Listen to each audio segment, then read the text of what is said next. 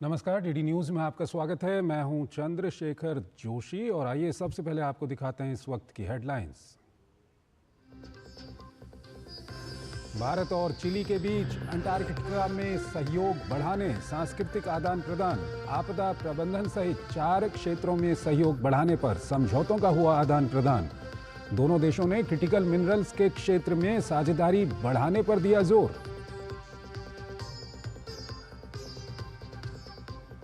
लोकसभा में कल 12 बजे रखा जाएगा वक्फ संशोधन बिल पर 8 घंटे होगी चर्चा। भाजपा ने लोकसभा में अपने सभी सदस्यों को उपस्थित रहने के लिए व्हिप किया जारी। राज्यसभा में त्रिभुवन सहकारी विश्वविद्यालय विधेयक पर चर्चा जारी। लोकसभा में कोस्टल शिपिंग बिल 2024 जलमार्ग मंत्री सर्बानंद सोनोवाल ने किया पेश।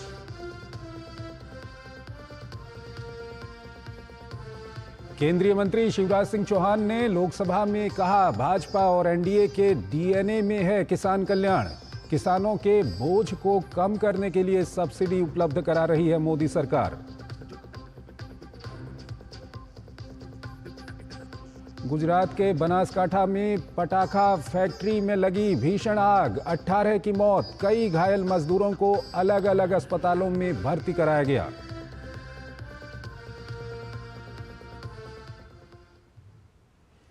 और आइए अब खबरों को विस्तार से देखते हैं। प्रधानमंत्री नरेंद्र मोदी और चिली के राष्ट्रपति गैब्रियल बोरिक फॉन्ट की मौजूदगी में प्रतिनिधिमंडल स्तर की बातचीत भी हुई। इस दौरान आपसी हितों से जुड़े विभिन्न मुद्दों पर बातचीत हुई।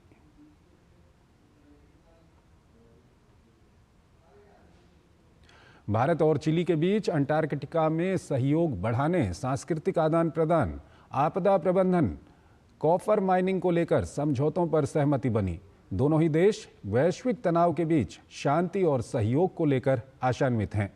प्रधानमंत्री नरेंद्र मोदी ने कहा कि दोनों देश क्रिटिकल मिनरल्स के क्षेत्र में साझेदारी को बल देंगे।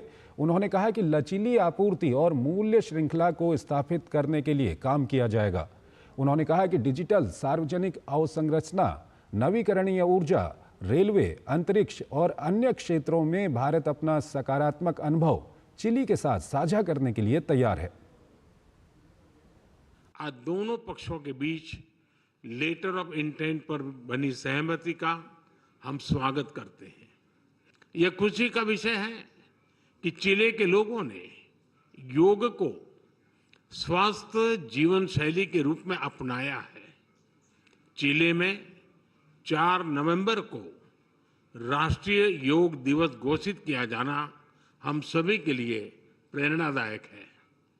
हमने चिले में आयुर्वेद और ट्रेडिशनल मेडिसिन में भी सहयोग बढ़ाने पर विचार किया। रक्षा के क्षेत्र में बढ़ता सहयोग हमारे गहरे आपसी विश्वास का प्रतीक है। हम इस क्षेत्र में एक दूसरे की जरूरतों के अनुसार डिफेंस, इंडस्ट्रियल मैन्युफैक्चरिंग और सप्लाई चेन तैयार करने के लिए आगे बढ़ेंगे। Organised crime, drug trafficking, terrorism जैसी साझा चुनौतियों का सामना करने के लिए हम दोनों देशों की एजेंसी के बीच सहयोग बढ़ाएंगे। भारत और चिली के बीच पारस्परिक लाभकारी व्यापक आर्थिक भागीदारी समझौता संबंधों का महत्वपूर्ण पड़ाव है। चिली के राष्ट्रपति गैब्रियल बोरिक फॉन्ट ने कहा कि दोनों देश अपने पारस्परिक लाभों को मजबूत करने के लिए सहयोगात्मक तरीके से मिलकर काम करेंगे। With these important areas as very concrete areas, so we announce here that this is the main news today of this visit, that after a lot of conversation and a lot of work through our teams, and after the visit of Mr. Modi, that we have reinitiated we are going to have a comprehensive economic partnership agreement and work together in a collaborative manner to strengthen our mutual benefit, which is going to be fundamental in a world which is evolving and talking about free trade. So this will be available with a flexibility for different sectors, which are going to, with the idea to be mutually beneficial for all the parts. आपको बता दें कि राष्ट्रपति Gabriel boric font प्रधानमंत्री नरेंद्र मोदी के निमंत्रण पर पहली बार भारत की राजकीय यात्रा पर आए हैं। विदेश मंत्रालय में सचिव पूर्व पी कुमारन ने कहा कि ये यात्रा दोनों देशों के बीच सहयोग बढ़ाने में मददगार होगी। The invitation of Prime Minister Narendra Modi, the President of the Republic of Chile, His Excellency Gabriel Boric Font, is on a state visit to India from 1st to 6th April 2025. He arrived on 1st April, which is today, and will be departing on 6th of April after an extensive program in Delhi, Mumbai and Bengaluru. The President is accompanied by a high-powered delegation of cabinet ministers, parliamentarians, senior officials and a large business delegation. This is President Boric's first state visit to India, although two Chilean presidents have visited India in the past. विदेश मंत्रालय में सचिव पूर्व P Kumaran ने कहा कि chilli ने UNSC में भारत की परमानेंट सीट का समर्थन किया है और इसके लिए चिली ने लगातार प्रयास किए हैं। India and Chile share warm and friendly relations. Chile was among the first countries to recognize India's independence. Since then, bilateral relations have strengthened across a number of sectors. Our two countries have commonality of views on a wide range of issues. We cooperate extensively in multilateral fora and share similar views on expansion and reform of the United Nations Security Council. Chile has been consistent in its support to India's claim to a permanent seat in the UNSC. We recently commemorated 75 years of establishment of diplomatic relations. राष्ट्रपति Gabriel boric Delhi, Mumbai और बेंगलुरु में कई business meetings करेंगे। राष्ट्रपति की महाराष्ट्र के मुख्यमंत्री और कर्नाटक के राज्यपाल और मुख्यमंत्री के साथ आधिकारिक बैठकें भी होंगी। The President is accompanied by a large business delegation with him. Obviously, we expect many business interactions with Indian industry leaders. In fact, business events have been planned in Delhi, Mumbai and Bengaluru on 2nd, 3rd and 5th April respectively. While in Delhi, the ministers accompanying the President will have over 25 meetings with Indian ministers and business counterparts. The MPs in the President's delegation will visit our parliament and interact with the parliamentarians. President Boric is expected to have official meetings in Mumbai with the Chief Minister of Maharashtra. In Bengaluru, President Boric will meet the Governor of Karnataka and the Chief Minister of Karnataka. Technology cooperation is also high on the agenda. President Boric expressed keen interest in collaboration and exchanges in the areas of education, culture, arts and cinema, Ayurveda and yoga. वहीं chilli की संस्कृति, कला और विरासत मंत्री Carolina एरेडोंडो ने आज नई दिल्ली में सूचना एवं प्रसारण राज्य मंत्री डॉक्टर एल मुरुगन से मुलाकात की। मुलाकात में दोनों देशों के बीच आपसी संबंधों पर चर्चा हुई।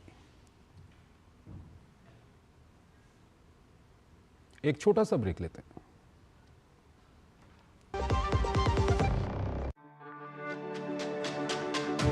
मेरी पसंद, मेरी पसंद, मेरी पसंद, मेरी पसंद, हमारी पसंद, हम सबकी पसंद। मजबूत देश का मजबूत सरिया हो गया स्टील। असम का चाय वर्ल्ड फेमस है, सबको पता है। चाय बहुत आगे रहेगी, विश्व में नंबर 1 में रहेगी। 200 glorious years of Assam tea. The saga will continue for many more centuries to come.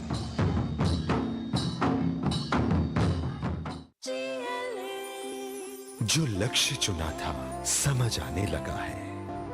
GLA university, उच्च लक्ष्य की निश्चित प्राप्ति। स्वागत है आपका ब्रेक के बाद। लोकसभा में कल वक्फ संशोधन बिल पेश होगा। बिल दोपहर 12 बजे लोकसभा में पेश किया जाएगा। बिल पर 8 घंटे चर्चा होगी। ज़रूरत के मुताबिक समय बढ़ाया जा सकता है। बिजनेस एडवाइजरी कमेटी की बैठक में इस बिल को सदन में पेश करने का फैसला किया गया। इससे पहले बिजनेस एडवाइजरी कमेटी की बैठक में विपक्षी दलों के सदस्यों ने भी हिस्सा लिया। विपक्षी दलों के सदस्यों ने आरोप लगाया कि सरकार विपक्ष से जुड़े मुद्दों को लेकर गंभीर नहीं है।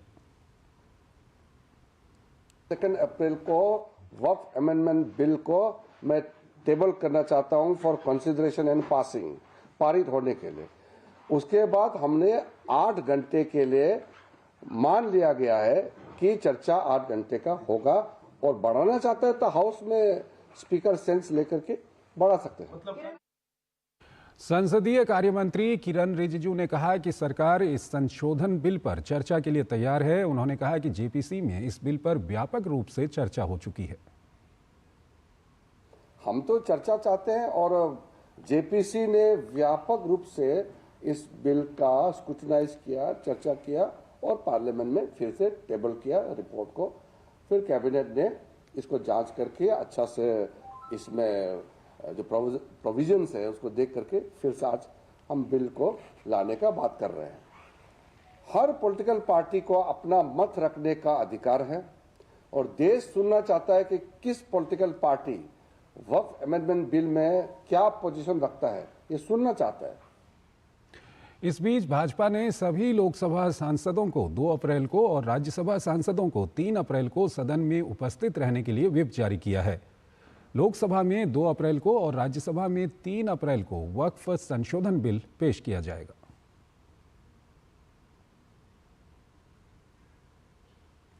केरल कैथोलिक बिशप काउंसिल ने वक्फ संशोधन बिल का समर्थन करने की अपील की है। काउंसिल ने अपने बयान में मुनम्मम की घटना का जिक्र किया है। इस पर केंद्रीय मंत्री हरदीप सिंह पुरी ने ट्वीट कर लिखा कि केरल कैथोलिक बिशप काउंसिल की अपील मुनम्मम के 600 परिवारों की दुर्दशा को उजागर करती है, जिनकी पैतृक संपत्ति को वक्फ संपत्ति घोषित कर दिया गया है। ये दर्शाता है कि वक्फ बोर्ड किस तरह नागरिकों के संवैधानिक अधिकारों का उल्लंघन करता है। वक्फ संशोधन विधेयक हमारे लोकतंत्र के सच्चे धर्मनिरपेक्ष कामकाज को सुनिश्चित करेगा। उन्होंने आगे लिखा कि वक्फ संशोधन विधेयक राष्ट्र हित में है, मुसलमानों के हित में है। ये वक्फ संपत्तियों के प्रबंधन में पारदर्शिता लाएगा। वक्फ की जमीन पर अवैध कब्जा करने वाले ही आज वक्फ संशोधन विधेयक का विरोध कर रहे हैं, लोगों को गुमराह कर रहे हैं। Catholic bishop council of India की सभी राजनीतिक दलों से वक्फ अमेंडमेंट बिल का समर्थन करने की यह अपील इस बिल को मजबूती देती है। ये बिल केरल के मुनम्मम में चल रहे विवाद जैसी विसंगतियों को दूर करेगा।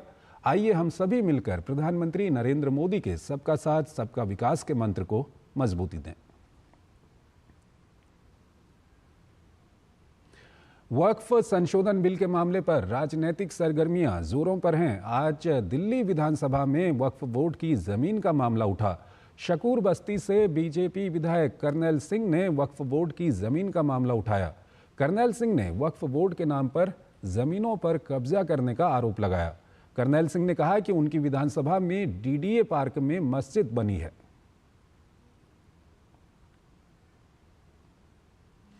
केंद्रीय पत्तन, पोत परिवहन और जलमार्ग मंत्री सर्बानंद सोनोवाल ने सदन में विपक्षी दलों के सदस्यों के हंगामे के बीच कोस्टल शिपिंग बिल 2024 चर्चा के लिए रखा। बिल राष्ट्रीय सुरक्षा और व्यावसायिक जरूरतों को लेकर भारतीय नागरिकों के स्वामित्व वाले और उनके द्वारा संचालित भारत के ध्वज लगे जहाज़ों की तटीय व्यापार में सहभागिता को प्रोत्साहित करेगा। आपको बता दें कि इस विधेयक को अक्टूबर महीने में केंद्रीय मंत्रिमंडल की मंजूरी मिल चुकी है। एक और छोटा सा ब्रेक। जब धरती चीर कर निकलता है लोहे का पत्थर और मिलता है मोंगिया के जोश से, फिर तपता है, पिघलता है और बनता है फौलाद। अब होता है सरिया सारी खूबियों के साथ। मोंगिया स्टील, मजबूत देश का मजबूत सरिया। Some tea is the best tea. It's a magical beverage actually. Some tea is alright. 200 glorious years of Vasanti. The saga will continue for many more centuries to come.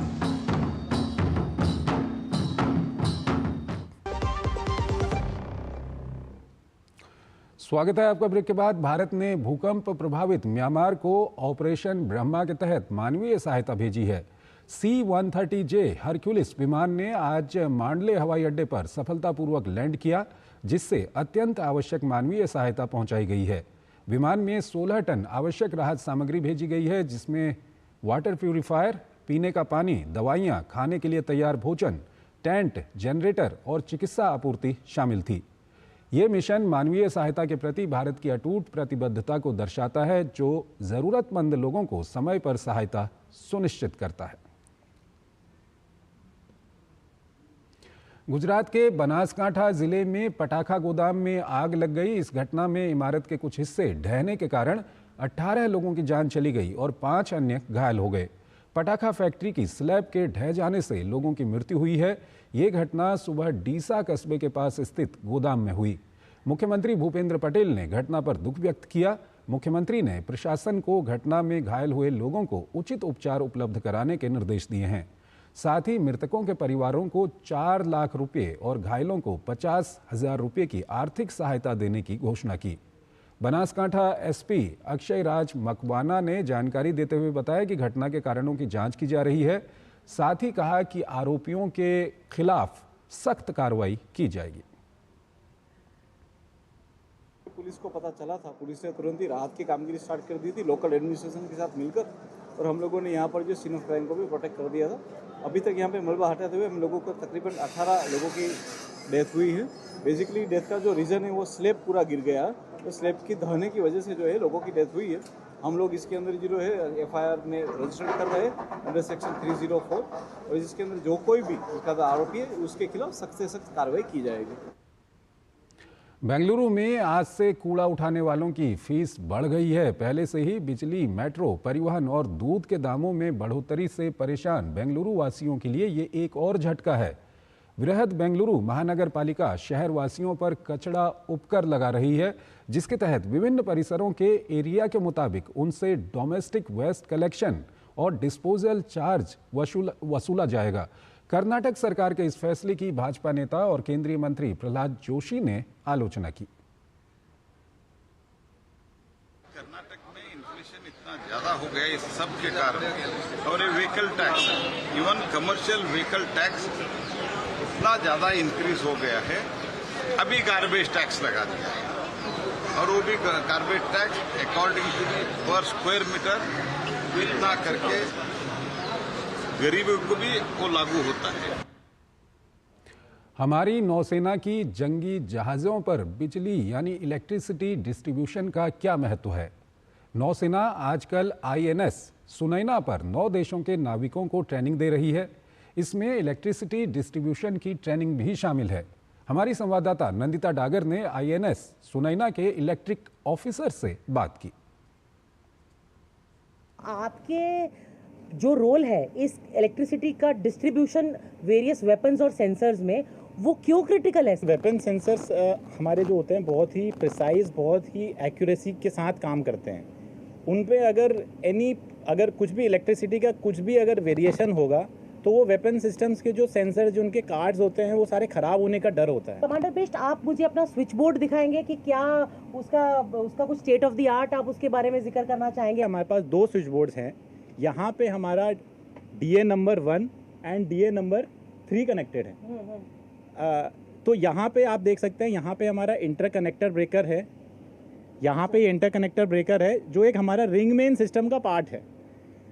यहाँ पे हमारा एक बस कपलर है जो हमारे 2 DAs को paddling operation में और कंबाइन करने में हेल्प करता है। दुगनी पावर 2 DAs आप चला रहे हो, तो उनको साथ में चलाने के लिए कुछ कंडीशंस होती है जो मीट करनी चाहिए, वो यहाँ से हम मीट करते हैं। जैसे उनका आउटपुट वोल्टेज सही होना चाहिए, उनका फेज सही होना चाहिए, और उनकी जो आउटपुट वोल्टेज है वो सेम फेज में होना चाहिए। तो ये सब हमारा बस कपलर से मेंटेन होता है। ये सारा का सारा L&T ने बनाया है, जो मेक इन इंडिया का पार्ट है। उत्तराखंड के मुख्यमंत्री पुष्कर सिंह धामी ने उत्तराखंड के 4 प्रमुख जिलों हरिद्वार, देहरादून, नैनीताल और उधम सिंह नगर के 15 स्थानों के नामों में परिवर्तन की घोषणा की है। मुख्यमंत्री ने इस निर्णय को जनभावना, भारतीय संस्कृति और विरासत के अनुरूप बताया, जिससे लोग महापुरुषों से प्रेरणा ले सकें और भारतीय संस्कृति के संरक्षण में योगदान दे सकें। हरिद्वार जिले के भगवानपुर ब्लॉक में औरंगजेबपुर का नाम बदलकर शिवाजी नगर किया गया है। देहरादून जिले में भी कई स्थानों के नाम बदले गए हैं। देहरादून नगर निगम क्षेत्र में मियांवाला का नाम अब रामजी वाला किया गया है। नैनीताल जिले में नवाबी रोड का नाम अटल मार्ग और पंचक्की से ITI मार्ग का नाम गुरु गोलवलकर मार्ग कर दिया गया है। वहीं उधम सिंह नगर जिले के नगर पंचायत सुल्तानपुर पट्टी का नाम बदलकर कौशल्यापुरी रखा गया है। उत्तराखंड के मुख्यमंत्री ने कहा कि लोगों को काफी लंबे समय से प्रतीक्षा थी कि उन स्थानों के नाम वहां की जनभावनाओं के अनुरूप, वहां की संस्कृति के अनुरूप होने चाहिए।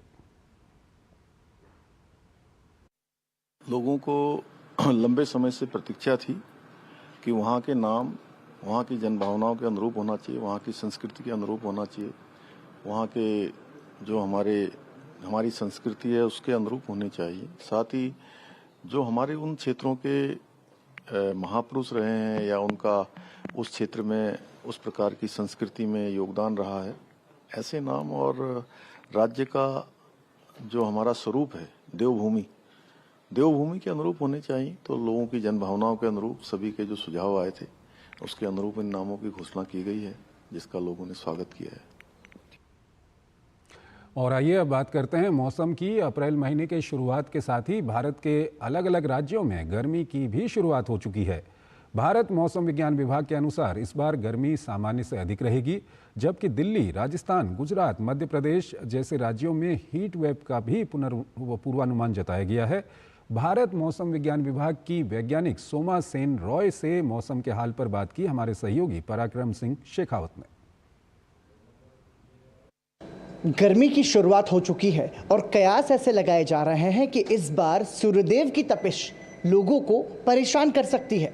भारतीय मौसम विज्ञान केंद्र में हम मौजूद हैं और हमारे साथ बात करने के लिए मौसम वैज्ञानिक सोमा सेन रॉय हमारे साथ मौजूद हैं। बहुत बहुत स्वागत DD न्यूज़ की तरफ से। सीधा सवाल मौसम को लेकर के, हमने देखा कि मौसम विभाग की एक वर्चुअल बैठक हुई थी, पूर्वानुमान जताया जा रहा है कि सामान्य से अधिक गर्मी रह सकती है। किस तरीके का आउटकम है मीटिंग का? अगर आप मैक्सिमम टेम्परेचर की बात कर रहे हैं तो अभी कल का जो पूर्वानुमान है कि मार्च से नहीं, अप्रैल में, जून में उम्मीद है कि temperatures, maximum temperatures above normal रहेंगे, खासकर गुजरात, राजस्थान और साथ ही साथ आपका मध्य प्रदेश में। बाकी पूरे देश में यहाँ सबसे ज़्यादा अबव नॉर्मल रहेंगे। बाकी पूरा देश में लगभग except north east India temperatures above normal, थोड़ा बहुत अबव नॉर्मल रहने की संभावना है। और इसके साथ साथ यदि हम नॉर्थ ईस्ट रीजन की बात करें तो वहाँ पर किस तरीके का मौसम रहने का अनुमान जताया गया है? नॉर्थ ईस्ट का अगर बात करें, वहाँ भी इस समय टेम्परेचर्स अप्रैल में, जून और सिर्फ अप्रैल दोनों में ही मैक्सिमम टेम्परेचर्स अबव नॉर्मल रहने की संभावना है, मगर इसका एश्योरेंस थोड़ा सा कम है कंपेयर टू जो रीजन अभी आपको बताया। हीट वेव की यदि हम बात करें तो किन राज्यों में जो है लू का जो खतरा है वो ज़्यादा है और किस तरह की सावधानी बरतने की ज़रूरत है? हीट वेव का जो जैसे बताया, लू का जो कंडीशन है वो हम डे टू डे मॉनिटरिंग में आपको बता पाएंगे कि कब लू का कंडीशन चलेगी। और मगर हीट वेव का अगर स्थिति है तो 3 मंथली स्केल अप्रैल में, जून के अगर देखते हैं तो मोस्टली आपका नॉर्थ वेस्ट, सेंट्रल और ईस्ट इंडिया जो रीजन, जो कोर रीजन है आपका हीट वेव का, पूरा ही जगह में इस साल लग रहा है कि सामान्य से ज़्यादा रहने की संभावना है। सिर्फ अप्रैल का अगर बात करें तो सबसे ज़्यादा खतरा है आपका गुजरात, महाराष्ट्र और साथ ही साथ आपका तेलंगाना, साउथ छत्तीसगढ़, उड़ीसा सबसे ज़्यादा और साथ ही साथ झारखंड। तो इन सभी राज्यों में सामान्य से 3 से 4 दिन ज़्यादा होने की संभावना है हीट वेव का। इस बार जो गर्मी है उसमें जो तापमान है वो सामान्य से अधिक रहने का अनुमान जताया गया है और साथ ही साथ हिदायत दी गई है कि हीट वेव से भी सभी को बचकर रहने की ज़रूरत है। बहुत बहुत धन्यवाद हमारे साथ जुड़ने के लिए। कैमरा सहयोगी जगमोहन के साथ पराक्रम सिंह शेखावत, दिल्ली। तो इस बुलेटिन में फिलहाल इतना ही। आप बने रहिए DD न्यूज़ के साथ। नमस्कार।